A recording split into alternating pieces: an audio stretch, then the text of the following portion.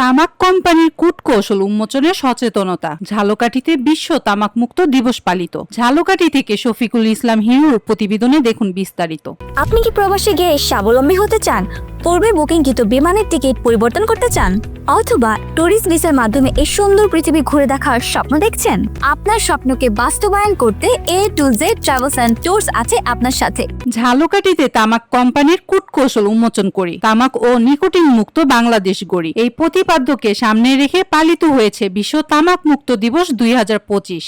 শনিবার 31শে মে সকালে জেলা প্রশাসনের আয়োজনে এবং জাতীয় তামাক নিয়ন্ত্রণ সেল, স্বাস্থ্যসেবা বিভাগ, স্বাস্থ্য ও পরিবার কল্যাণ মন্ত্রণালয়ের সহযোগিতা বিভিন্ন কর্মসূচির মধ্যে দিয়ে দিনটি পালিত হয়। সকালে জেলা প্রশাসকের কার্যালয় চত্বর থেকে একটি বর্ণাঢ্য র্যালি বের হয়ে শহরের গুরুত্বপূর্ণ সড়ক প্রদক্ষিণ করে একই স্থানে গিয়ে শেষ হয়। এরপর জেলা প্রশাসক হল রুমে অনুষ্ঠিত হয় আলোচনা সভা, রচনা প্রতিযোগিতার পুরস্কার বিতরণ এবং শিক্ষার্থীদের মাঝে ফলজ ও বনজ গাছের চারা বিতরণ করা হয়। আলোচনা সভায় প্রধান অতিথি হিসেবে উপস্থিত ছিলেন জেলা প্রশাসক আশরাফুল রহমান। সভায় সভাপতিত্ব করেন অতিরিক্ত জেলা প্রশাসক কাউসার হোসেন। বিশেষ অতিথি হিসেবে বক্তব্য রাখেন police super Ujjwal Kumar Roy, civil surgeon ডাক্তার মোহাম্মদ হুমায়ুন কবির। বক্তারা তামাক কোম্পানিগুলোর নানা প্রতারণামূলক প্রচারণা এবং যুব সমাজকে নেশায় প্রলুব্ধ করার পেছনে তাদের সুপরিকল্পিত কৌশলের বিষয়টি তুলে ধরেন। তারা বলেন, তামাক ও নিকোটিন সমাজ ও স্বাস্থ্যের জন্য মারাত্মক হুমকি।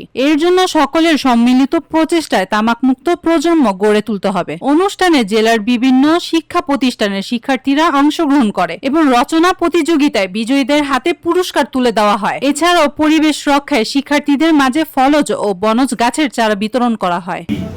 তাদের প্রচারের জন্য এবং তাদের এই তামাকজাত দ্রব্যজাত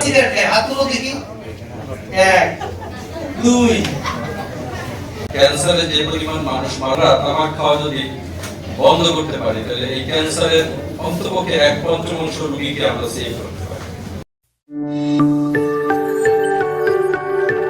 26 টেলিভিশন, মাতৃভূমির বন্ধনে।